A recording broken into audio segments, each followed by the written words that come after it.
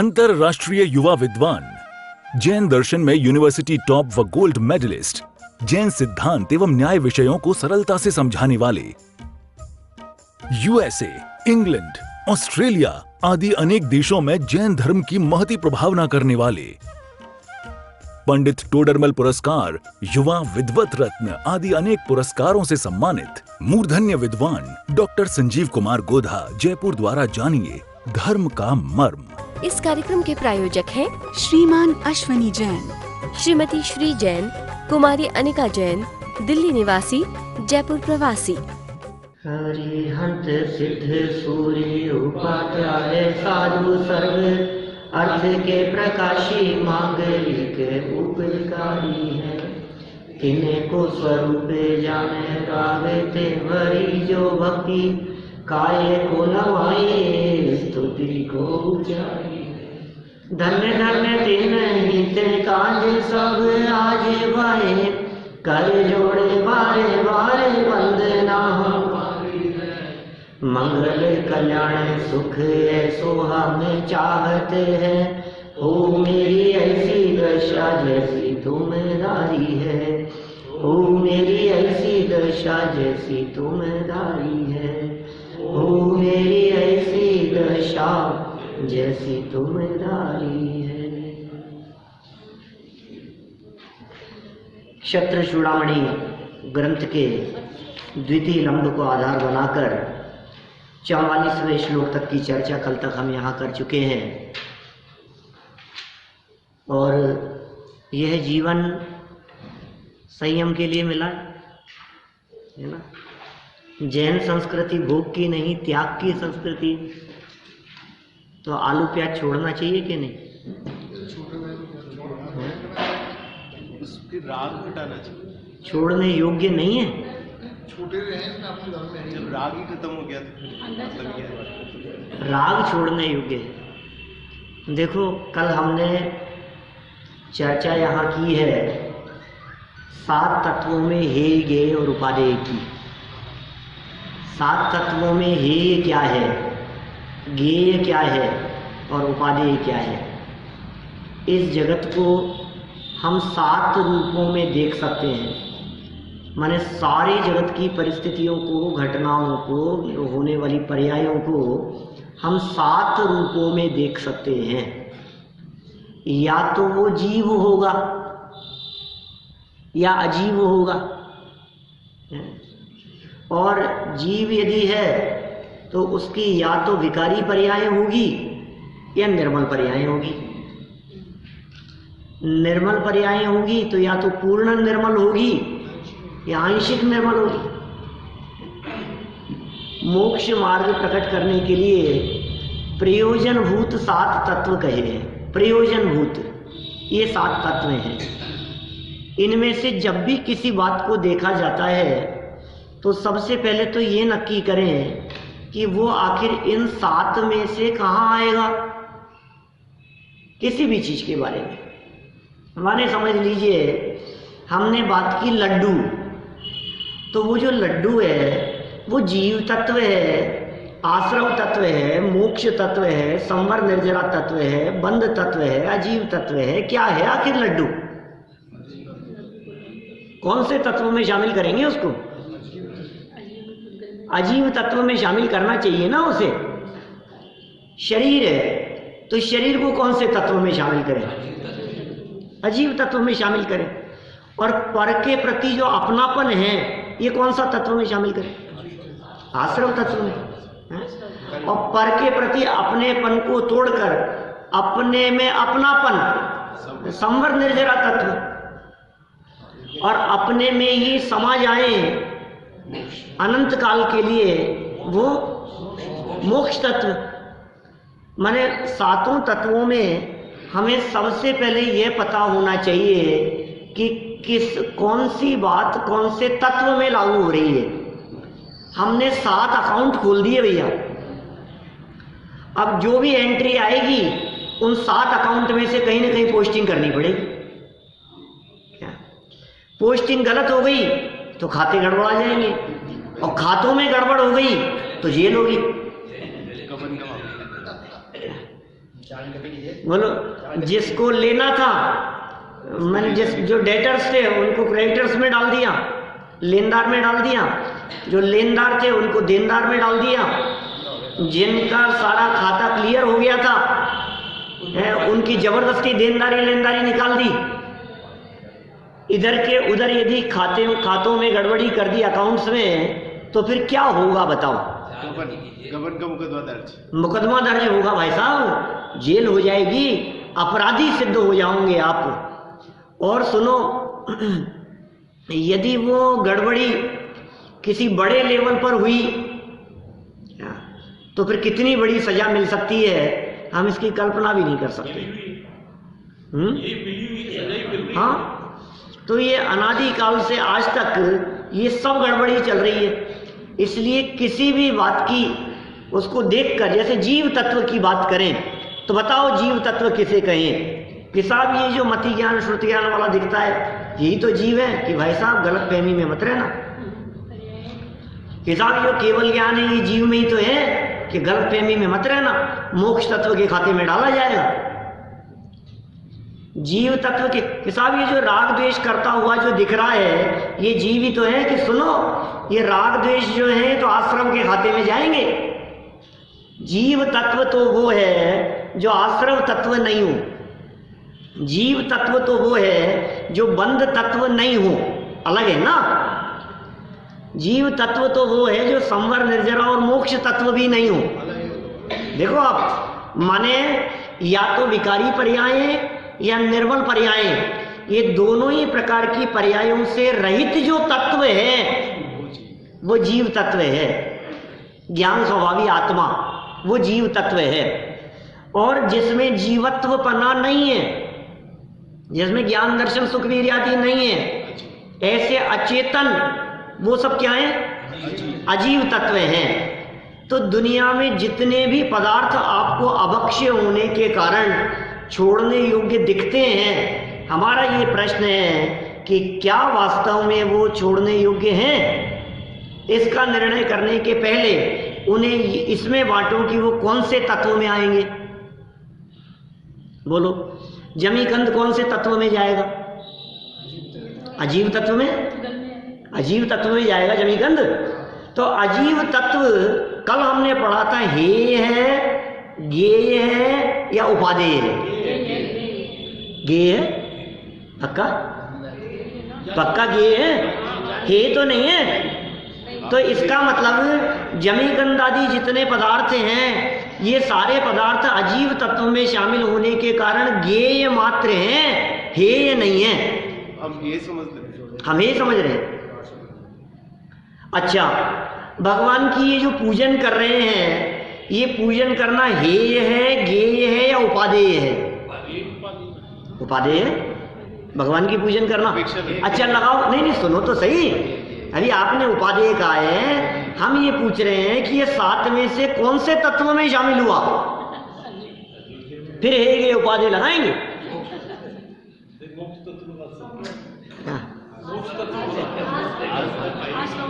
आश्रम में पक्का। सुनो सुनो सुनो, अभी दो चीजें हैं उसमें। पूजन करने की क्रिया, पूजन पढ़ना और पूजन की सामग्री लगाना, सामग्री चढ़ाना, किताब लेकर के जो पूजन करी, ये सब तो है जड़, जड़ का काम है। तो ये जड़ का काम होने से ये कहाँ जाएगा? अजीव तत्व में। इसका मतलब ये सब तो गेय मात्र हैं, जानने योग्य मात्र हैं। प्रॉब्लम ये हो रही है अनादि काल से संसार में परिभ्रमण करते हुए कि जितने जगत के पदार्थ गेय मात्र थे उनमें हमने हेय और उपादेय का बंटवारा कर दिया। क्या थे तो गेय, कुछ नहीं करना है तुम्हारे को उसमें, पर में कुछ नहीं करना है। अब जो मात्र ज्ञान का विषय बनने चाहिए थे, क्या उनको आपने क्या किया? ये तो हटाओ और ये ग्रहण करो, ये छोड़ो और ये अपनाओ। अब ये सारा झमेला यहां हो रहा है कि हमने जगत के पदार्थों में हे उपादेय बांट रखा है, जबकि आचार्य देव ये कह रहे हैं हे है तेरे आश्रव और बंध तत्व, वो हे हैं, और उपादेय हैं संवर, निर्जरा और मोक्ष तत्व। आश्रव बंध तत्व हे हैं, इसका मतलब परद्रव्य हे नहीं है, पर के प्रति होने वाला जो राग भाव है,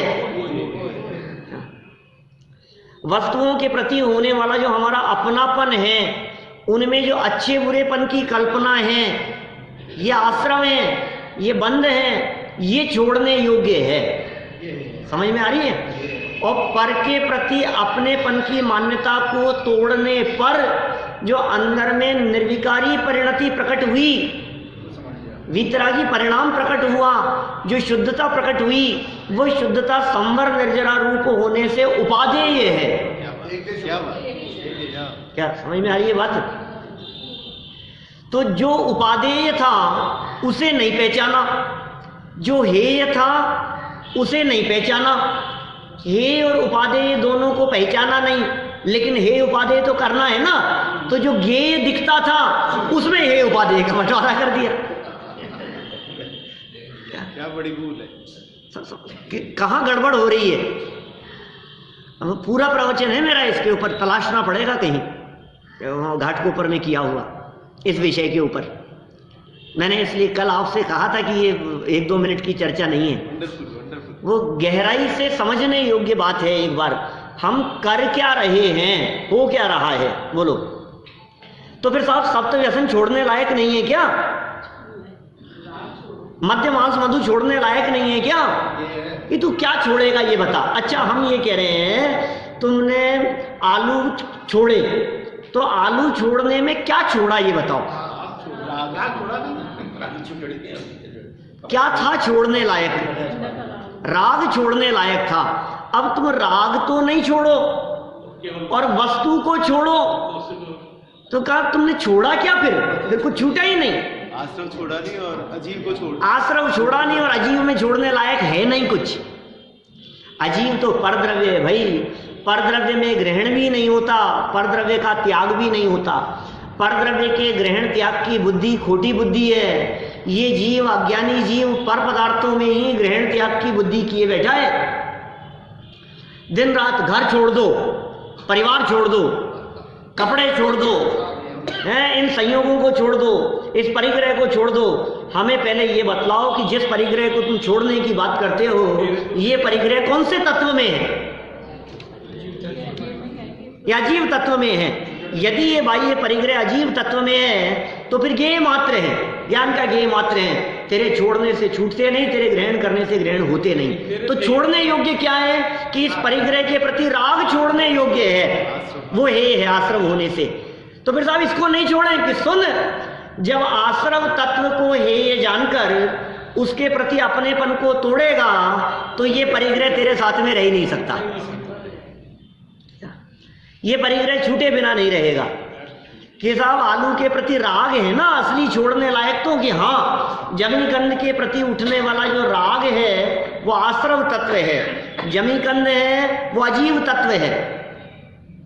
जमीकंद अजीव तत्व, उसके प्रति होने वाला राग आश्रवबंध तत्व। आश्रवबंध हेय है, इसका मतलब उसके प्रति रागादि का परिणाम वो हेय है, और रागादि परिणाम हेय जानकर उसे छोड़ा, इसका मतलब जमीकंद खाने का भाव नहीं आ सकता। भाव ही नहीं आया तो खाने की प्रवृत्ति कैसे होगी? परद्रव्य में चलती नहीं है, जबरन पर में छेड़छाड़ कर रहा है, जबरन इधर उधर करने का प्रयास कर रहा है। सारा का सारा झगड़ा अनादि काल से आज तक यही हो रहा है। इसको ग्रहण कर दो, इसको छोड़ लो, इसको अपना दो, इसका त्याग कर दो। मैंने ये छोड़ दिया, मैंने ये ग्रहण कर लिया, इसने ये छोड़ दिए। अरे क्या छोड़ दिए और क्या छोड़ने लायक क्या है? जब तक ये नहीं समझेगा तब तक तेरे छोड़ने से कुछ नहीं होगा, और तू छोड़ ही नहीं सकता, छूटा ही नहीं है वो।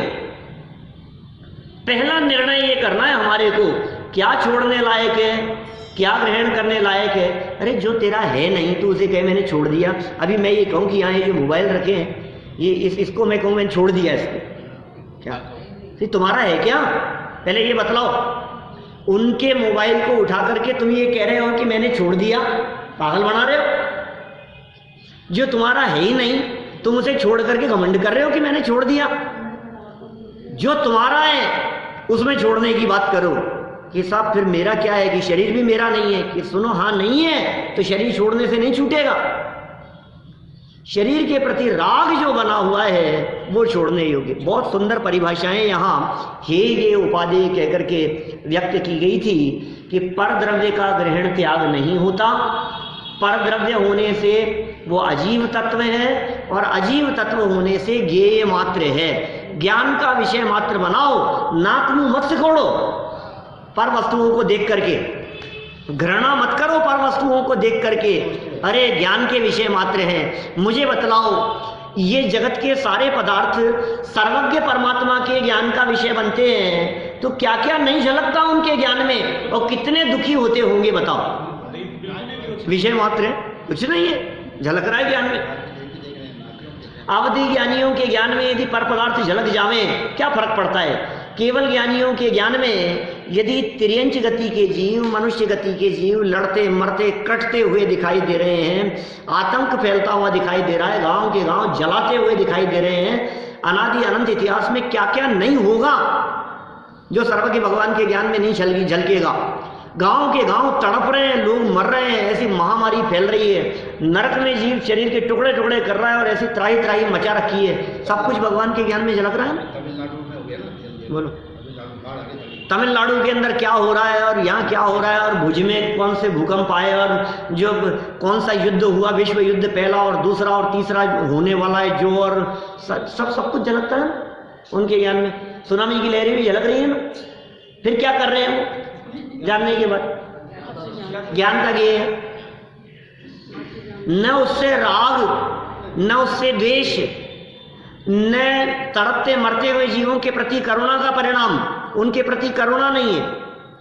और जो वो लोग हैं करने वाले, ऐसे किसी व्यक्ति ने समझ लो आग लगा दी सब तरफ, उसके प्रति द्वेष का भाव नहीं है। जो जल रहे हैं उनके प्रति करुणा का भाव नहीं है। ये क्या कर रहे हो भगवान आप बैठे बैठे? ये ज्ञान के गेय मात्र हैं। पर द्रव्य में कुछ नहीं चलेगी, पर द्रव्य में कुछ करना नहीं है भाई। क्या जहां कुछ नहीं करना है वहां कुछ मत करने का प्रयास करो। और सुनो, करना तो कुछ नहीं है। क्या हो रहा है? जहां ग्रहण भी नहीं करना था, जहां त्याग भी नहीं करना था, वहां इसने ग्रहण त्याग का प्रयास किया तो जबरन आश्रव बंद खड़े हो गए। ऐसा करने के प्रयासों से अनंत संसार खड़ा हो गया, रुल रहा है संसार में। क्या कहें, थोड़ा कहा है, बहुत समझना। जैसे 7 तत्व की पोस्टिंग बताई आपने, हाँ। जैसे 6 द्रव्यों में भी पोस्टिंग लगती है क्या? 6 द्रव्यों के अंदर पोस्टिंग लग जाएगी ना, क्या दिक्कत है? 6 द्रव्यों में से एक तो जीव तत्वों में शामिल हो जाएगा और 5 अजीव तत्वों में शामिल हो जाएंगे। क्या इसमें क्या फर्क पड़ गया? प्रतिक्षण जो विचार दिमाग में आते हैं, जो विचार दिमाग में आ रहे हैं, वे विचार यदि विकल्पात्मक हैं तो आश्रव बंद के खाते में चले गए, और वर्तमान परिणमन यदि निर्विकल्प शुद्ध रूप है तो संवर निर्जरा के खाते में चले गया। मोक्ष के खाते में रखने लायक तो अभी अपने पास में कुछ है नहीं। अकाउंट तो खोल रखा है लेकिन मोक्ष के खाते में रखें क्या? न केवल ज्ञान है, न पूर्ण वीतरागता है, न सर्वज्ञता है, न अनंत सुख है, न अनंत ज्ञान दर्शन आदि है, अनंत चतुष्टय नहीं। हम रखें क्या उस मोक्ष के खाते में? अभी कुछ नहीं है हमारे पास में, तो इसलिए बाकी के खाते में चला जाएगा। निर्विकारी शुद्ध दशा हो तो संवर निर्जरा के खाते में रख देना। विकल्पात्मक परिणाम राग द्वेष जन्य उत्पन्न हो रहे हो तो उन्हें आश्रव बंद के खाते में रख देना। और अपने से भिन्न यदि पर पदार्थ दिखाई दे रहा हो तो उसे आप अजीव तत्व के खाते में रख देना। और इन सब के अलावा जो बच गया है खालिस शुद्ध तत्व, पर्याय मात्र से पार, पर और पर्यायों से भिन्न, पर में अजीव, सुनना, पर में अजीव और पर्यायों में आश्रव बंध संवर निर्जरा मोक्ष। विकारी और निर्विकारी 2 तरह की पर्याय हैं। तो पर और पर्यायों से जो पार है वो जीव तत्व है। पर और पर्याय 2 शब्द ध्यान रखना। पर और पर्यायों से पार, पता है कौन से नय का विषय है? परम शुद्ध निश्चय नय का विषय। पर और पर्यायों से पार देखता है वो समय सार की छठी गाथा। न अप्रमत्त है न प्रमत्त है। क्या बात कर रहे हो आप? प्रमत्त अप्रमत्त नहीं है महाराज, क्या कह रहे हो आप? समझ में नहीं आ रही हमारे को, ये कैसी बात कह रहे हो? प्रमत्त अप्रमत्त नहीं है कि? हाँ बिल्कुल नहीं है, क्योंकि प्रमत्तपना और अप्रमत्तपना ये दोनों पर्याय हैं। छठा सातवां गुणस्थान है, या गुणस्थान रूप अवस्थाएं, पहले से छठा और सातवें से 14वां। ना प्रमत्त है ना प्रमत्त है, ये पर्याय मात्र से पार बतलाने के लिए वहां कह दिया एक ज्ञायक भाव है, वो शुद्ध आत्म तत्व। पर्याय मात्र से पार देखो, शुद्धता भी नहीं, अशुद्धता भी नहीं, विकार भी नहीं, निर्विकार भी नहीं, ऐसा जो एक जीव तत्व होगा, वो जीव तत्व जीव के खाते में, फर्स्ट नंबर वाला जो अकाउंट हमने खोला था उसके खाते में आएगा। अब इन सातों में नक्की करो मैं कौन हूं? तो टोडरमल जी साहब कहते हैं सम्यक ज्ञान चंद्रिका की प्रशस्ति में, वो सम्यक ज्ञान वहां क्या लिखते हैं वे? मैं हूं जीव तत्व नित्य चेतना स्वरूप मेरो, लग्यो है अनादिते कलंक कर्म मल को। वो लगा होगा कलंक कर्म मल का, लेकिन मैं हूं कौन उसमें से? मैं टोडरमल नाई।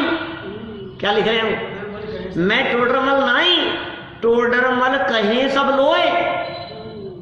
सारा जगत मुझे टोडरमल के नाम से जानता है, लेकिन मैं टोडरमल नहीं।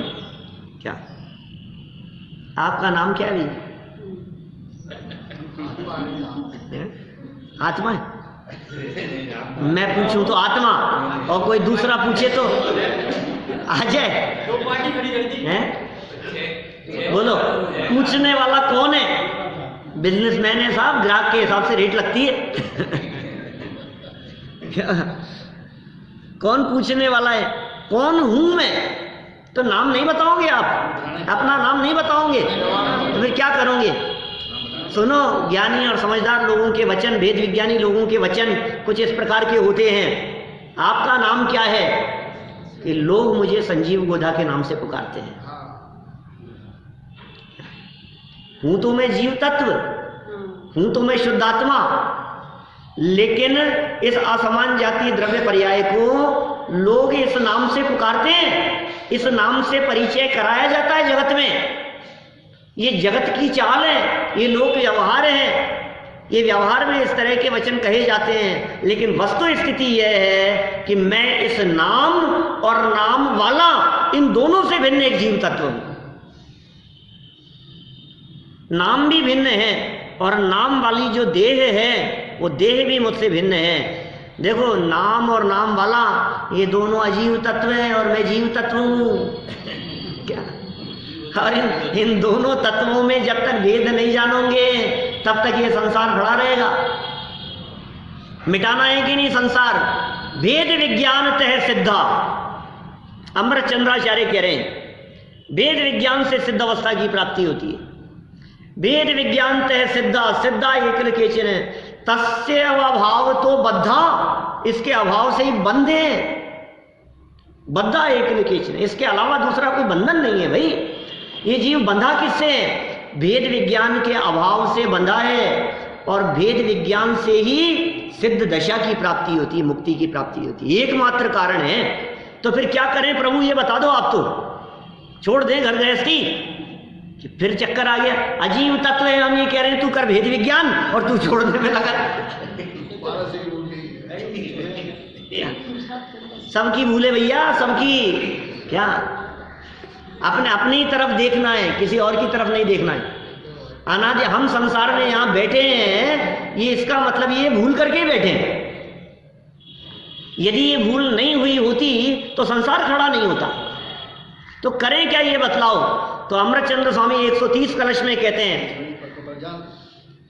नहीं वो क्या कहते हैं वहां? भावयेन भेद विज्ञानम इदम चिन्ह धारया तावत यावत पराच्युत्वा ज्ञानम ज्ञाने प्रतिष्ठते। क्या? इस भेद विज्ञान की भावना को तब तक भाव।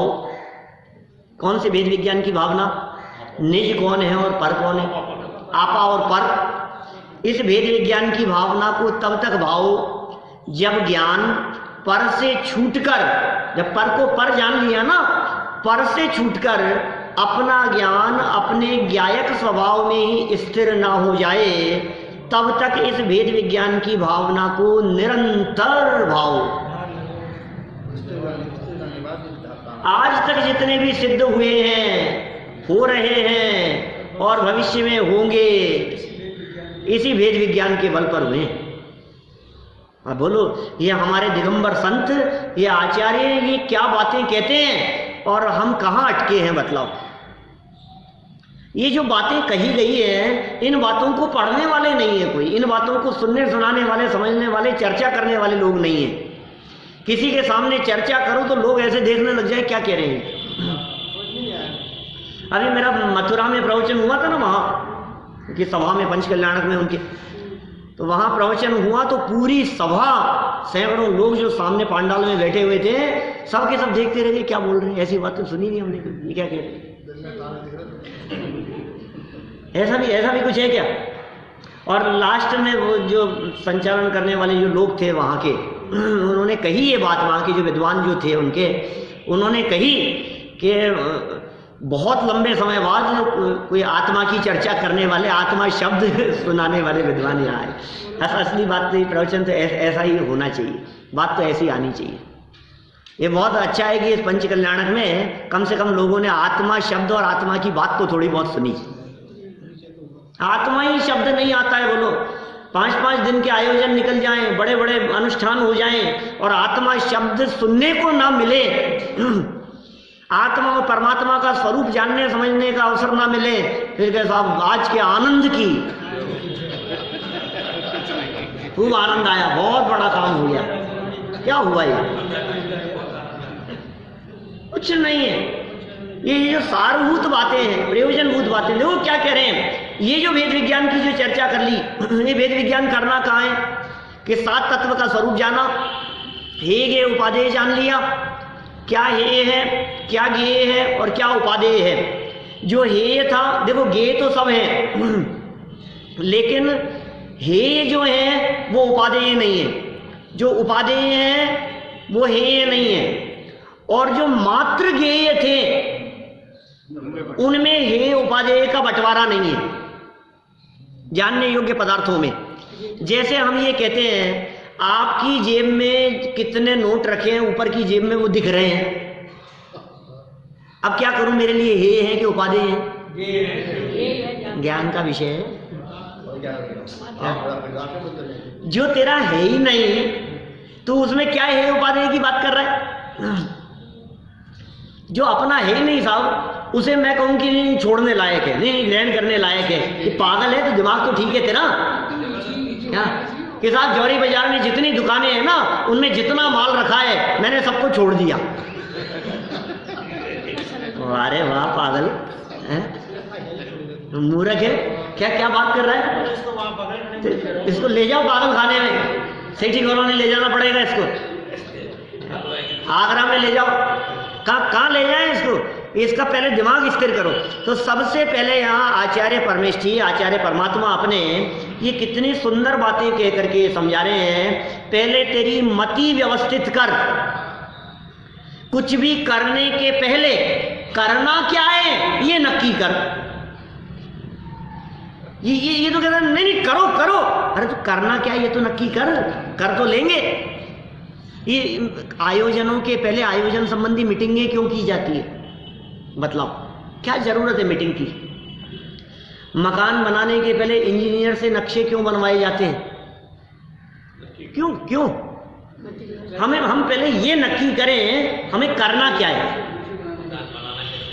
मकान, अरे देखो यार ये नक्शे वक्शे के चक्कर में मत उलझो, तुम तो कारीगर को बुलाओ और ईंटें खड़ी करवाना शुरू करो। इतने पैसे खर्च कर दिए, इतना टाइम बर्बाद कर दिया कि नहीं, अच्छी प्लानिंग होगी तो काम अच्छा होगा। काम शुरू करने के पहले प्लानिंग बराबर कर लो। तो आचार्य देव यहाँ ये जो हेगे उपादेय का बंटवारा बतला रहे हैं, ये हेगे उपादेय का यथार्थ बंटवारा मतलब प्लानिंग सही है क्या। अब जो महल खड़ा होगा वो ऐसा महल खड़ा होगा जिस महल में मुक्ति लक्ष्मी आकर के निवास करेगी। सिद्धालय में जाकर के शादी अनंत काल के लिए सुख का उपभोग करेगा, ऐसा काम होने वाला है। तो क्या किया, बोले भेद विज्ञान करो।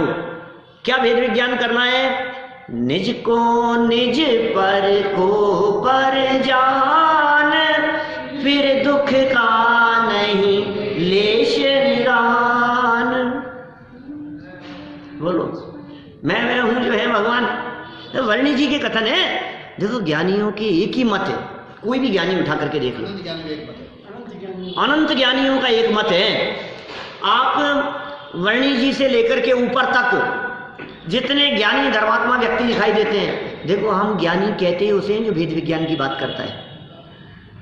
जिसके पास भेद विज्ञान की चर्चा नहीं है वो किस बात के ज्ञानी बताओ मैं। जिनके पास राग द्वेष की चर्चाएं हों, जो इधर उधर की बातें करें, इधर उधर जगत के जीवों को उलझाएं और खुद उलझे हों, हम उन्हें ज्ञानी नहीं कह सकते। ज्ञानी और अज्ञानीपन का लक्षण क्या है? पढ़ो जरा पीछे बातें, सब लक्षण बतलाए गए हैं, कौन ज्ञानी है और कौन अज्ञानी है। जगत में उपदेशदाता ज्ञानी हो ऐसा नहीं। ज्ञानीपन का निर्णय किसके लिए था? जो भेद विज्ञानी हो, स्वयं के लिए हो। लक्षण बतलाए थे पीछे आचार्य देव ने, यही वादीप सिंह सूर्य स्वामी ने। ये क्या कहते हैं, नक्की करो कौन ज्ञानी है। बोले वो ज्ञानी है जिसको ज्ञान है। बोले कौन सा ज्ञान? बोले भेद विज्ञान। भेद विज्ञान जिसे है, मतलब ये यथार्थ ज्ञान जिसे है वो ज्ञानी है। और ये ज्ञान जिसे नहीं है तो फिर कितना भी ज्ञान हो, कंप्यूटर के ज्ञान वाले को ज्ञानी थोड़ी ना कहोगे, इंजीनियरिंग के ज्ञान वाले को ज्ञानी थोड़ी ना कहोगे।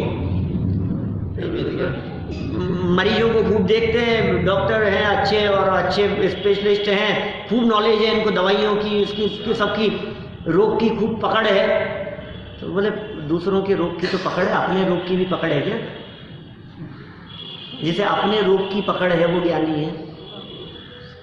साहब है ना, मुझे पता है ना, मेरा रोग मेरे से ज्यादा कौन जानेगा, कमर दर्द है खूब। मेरा रोग मुझसे ज्यादा कौन जानेगा। कि सुनो ये जो कमर है, ये कमर कौन से तत्व में शामिल है? बोले कमर तो अजीव तत्व में शामिल है। अब कमर तो है अजीव तत्व, और ये उस अजीव तत्व जो ज्ञान का ज्ञेय मात्र था। ज्ञेय का मतलब ये होता है उससे राग द्वेष मत करना। ज्ञेय का मतलब ये होता है ज्ञान का विषय बनने पर सुखी दुखी ना हो, मैं उसका नाम ज्ञेय मात्र होता है। तू उसे ज्ञान का ज्ञेय बना, उससे सुखी दुखी मत हो। ये पीड़ित हो रहा है। तो फिर मेरे दुख का कारण क्या है? कि तेरे दुख का कारण कमर नहीं, कमर का दर्द नहीं, कमर मेरी है और कमर का दर्द मुझे हुआ है। ये जो राग परिणाम है आश्रव भाव, ये मेरे दुख का कारण है, वो छोड़ने योग्य है। उसे तो छोड़ता नहीं है, डॉक्टरों के चक्कर लगाता है। तो फिर साहब नहीं लगाएं क्या? आप कहना क्या चाहते हो? नहीं लगाएं? भाई हम ये नहीं कह रहे, हम तो ये कह रहे हैं तुम निर्णय करो। पहले वेद विज्ञान करते हुए सबसे पहले इस बात का निर्णय करो कि करना क्या है। पर में कुछ करना है, पर में कुछ छोड़ना है, कि पर से कुछ ग्रहण करना है। बोलो यदि पर से कुछ ग्रहण करना हो तो क्या ग्रहण करूं? पर में आखिर है क्या ऐसा जो ग्रहण करने योग्य दिखाई देता हो? चलो और आगे बढ़कर के बात करूं। एक देव शास्त्र गुरु कौन से तत्व में शामिल होंगे? बोलो पर द्रव्य होने से अजीब तत्व है भाई साहब। क्योंकि आश्रवबंध संवर निर्जरा मोक्ष, ये जीव में होने वाली पर्यायों की बात कही। अजीब की पर्यायों में भी शामिल किया है। जब जड़ रूप लेते हैं कर्मों की अपेक्षा से, वो अलग मैटर है। लेकिन जितने परद्रव्य हैं, परद्रव्य अजीव तत्व के खाते में है। अब बोलो देवशास्त्र गुरु अजीव तत्व के खाते में, हृदय पर हाथ रख करके सोचना क्या कह रहे हैं। ज्ञेय मात्र हैं ज्ञान के, ज्ञेय मात्र है।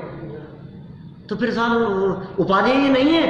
देवशास्त्र गुरु के लिए कह रहे हो आप उपादेय नहीं है, कि देवशास्त्र गुरु उपादेय नहीं है। देवशास्त्र गुरु के माध्यम से बतलाया गया मार्ग, जिस मार्ग के माध्यम से वीतरागता प्रकट हो, वो उपादेय है। अरे जब तक उनके चरणों में बैठा रहेगा तब तक मुक्ति नहीं मिलेगी। क्या तुम गुरुओं को अपने घर में बसा लो, ला करके अपने मकान में ठहरा लो, अब तो मोक्ष हो जाएगा ना? नहीं होगा। ये मात्र थे, उनमें तुमने उपादेय मान लिए कि साहब ये गुरु तो अच्छे हैं, ये तो उपादेय हैं, और ये गुरु अच्छे नहीं है, ये हैं। कि मूर्ख हे ये का बंटवारा कहाँ कर रहा है तू?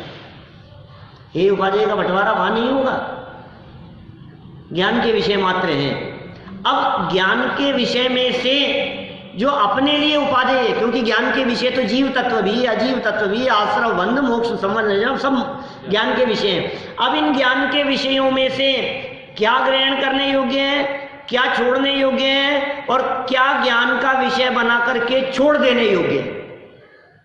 कुछ छोड़ देने योग्य मतलब ज्ञान का विषय बनाओ भगवान, इसके अलावा कुछ नहीं करना उसमें हमारे को। रोड पर चलते हुए कितने पदार्थ आपको ऐसे दिखते हैं जिनसे आपका कुछ लेना देना नहीं होता है, आप क्या करते हो? इस कार्यक्रम के प्रायोजक हैं श्रीमान अश्वनी जैन, श्रीमती श्री जैन, कुमारी अनिका जैन, दिल्ली निवासी, जयपुर प्रवासी।